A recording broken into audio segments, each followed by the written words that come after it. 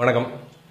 இப்போ ஜல்லிக்கட்டுக்கு எதிரான தடையை நீக்க கோரி நிறைய அமைப்புகள், அரசியல் கட்சிகள் போராட்டம் பண்றது வந்து நீங்க பார்த்திருப்பீங்க. ஒரு பொதுஜனமா, சிட்டியில் இருக்கிற பொதுஜனமா வந்து நாம ஆவின் பால் வாங்குற ஆட்கள்.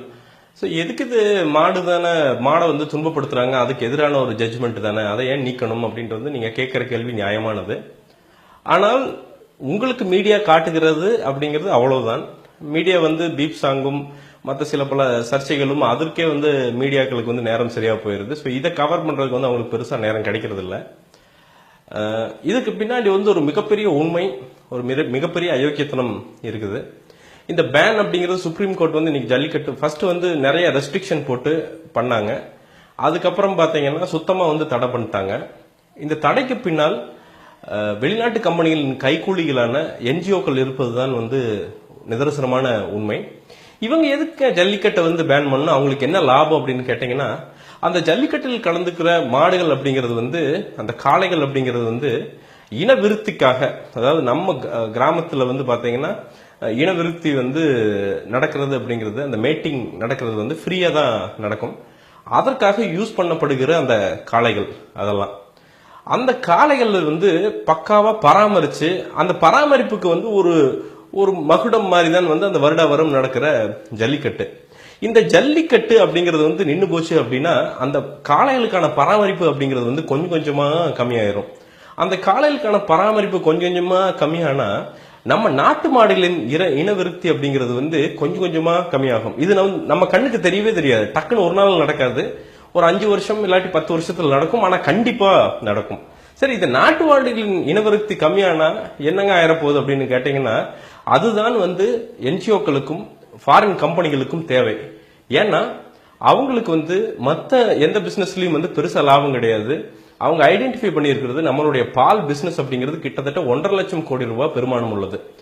அந்த பால் பிசினஸ்க்குள்ள வந்தா பெரிய லாபம் இருக்கு. ஆனா லாபம் இருந்தாலும் இதற்குள்ள வந்து நுழைய முடியல. ஏன்னா 80% வந்து நம்ம விவசாயிகிட்ட கிட்ட வந்து நாட்டு மாடுகள் கிட்ட இருந்தும் தான் நம்ம பாலை வந்து நாம் வந்து கவர்மெண்ட் வந்து வாங்குது. இந்த நாட்டு மாடுகளை அழிக்கிறதுங்கிறது நம்ம நேரா போய் அவங்க வந்து கண்ணு வச்சு சுட முடியாது. ஏன்னா விவசாயிக்கு வந்து போட்டு தள்ளிடுவாங்க. அதனங்காட்டிக்கு இந்த காளைகளின் இந்த பராமரிப்பை வந்து குறைக்கிறதுங்கிறது ஒரு ஆரம்ப கட்டம். அது வந்து ஆட்டோமேட்டிக்கா நாட்டு மாடுகளை அழித்தால் என்ன ஆகும் அப்படின்னா, நீங்க ஜெர்சி பசுக்கள் அந்த வெளிநாட்டுல இருந்து வருது, நீங்க பாத்தீங்கன்னா கேள்விப்பட்டிருப்பீங்க, 40 லிட்டர் பசு கூட ஏசியிலே தான் இருக்குது அப்படின்ட்டு. அது இன்னைக்கும் நடக்குது. ஆனா ரொம்ப குறைந்த பட்ச இதுல வந்து நடக்குது. அந்த ஜெர்சி பசுக்களை கொண்டு வந்து அதை ஒரு சாதாரண ஏழை விவசாயி வந்து அவனால வந்து அதை பராமரிக்க முடியாது. ஏன்னா அதுக்கு தட்பவெப்பநிலை 20 சென்டிகிரேட் அதுதான் வந்து கேட்கும். அது ஏசியில தான் உட்காந்துருக்கணும். அது பால் கறக்கிற மிஷின் வேணும்.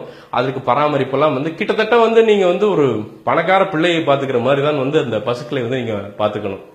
அதற்கு வந்து கண்டிப்பா விவசாயிகளுக்கு வந்து வசதி வாய்ப்பு இருக்காது.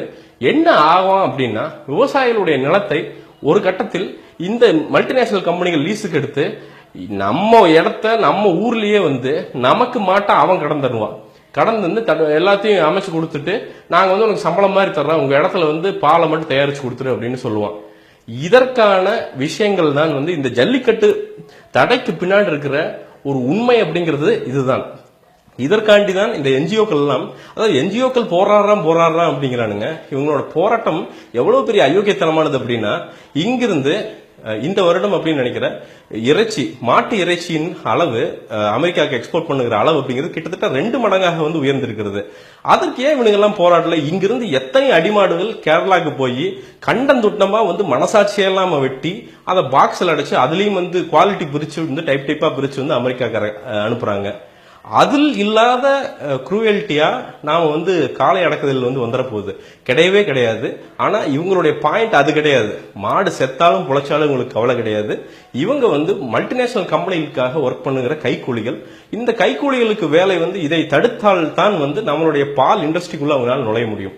இதன்காட்டிக்கு தான் சொல்றேன், நம்மளுடைய விவசாயிகளையும் நம்மளுடைய விவசாய நிலங்களையும் காப்பதற்கு ஜல்லிக்கட்டு நடத்துறது அப்படிங்கிறது வந்து ரொம்ப ரொம்ப ரொம்ப முக்கியமானது. வருடம் எல்லா இடத்துலயும் சிறப்பா அது நடந்தால் ஒழிய நம்மளுடைய பாரம்பரியத்தை, அது வந்து வெறும் ஸ்போர்ட் மட்டும் கிடையாது, அது நம்ம ரத்தத்திலேயே ஊர்ன, நம்ம டிஎன்ஏலேயே ஊர்ன ஒரு விஷயம். அதன் போக அதெல்லாம் கூட விட்டுருங்க. இவ்வளவு பெரிய ஒரு விவசாய புரட்சி, இவ்வளவு விவசாயிகள் ஏதோ ஒரு அளவுக்கு நல்லா இருக்கிறதுக்கு ஒரு மிகப்பெரிய காரணம் அவர்கள் வைத்திருக்கிற பசுக்கள் தான். அந்த பசுக்களை அழிப்பதற்கு ஆயுதமாக பயன்படும் இந்த ஜல்லிக்கட்டு தடையை எப்படியாவது உடைக்க தமிழர்களாக நாம பெருசா போராட்டம் பண்றீங்களோ இல்லையோ, கடைசிக்கு ஒரு தாட்டு ஒரு ட்வீட்டோ ஒரு ஃபேஸ்புக் ஸ்டேட்டஸோ ஏதோ ஒன்னாவது போட்டு சப்போர்ட் பண்ணுங்க அப்படிங்கிறது என்னுடைய தாழ்மையான வேண்டுகோள். மீண்டும் ஒரு வீடியோவுடன் சந்திக்கிறேன். நன்றி, வணக்கம்.